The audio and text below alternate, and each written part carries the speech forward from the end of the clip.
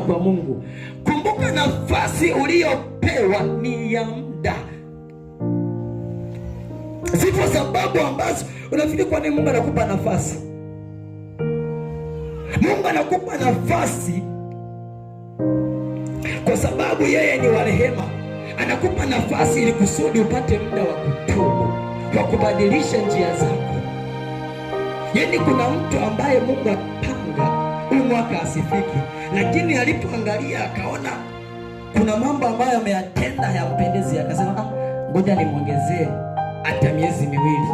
Kwa katikati ya miezi miwili usipofanya kubadilisha njia zako, yaani moja kwa moja naenda kuzimu.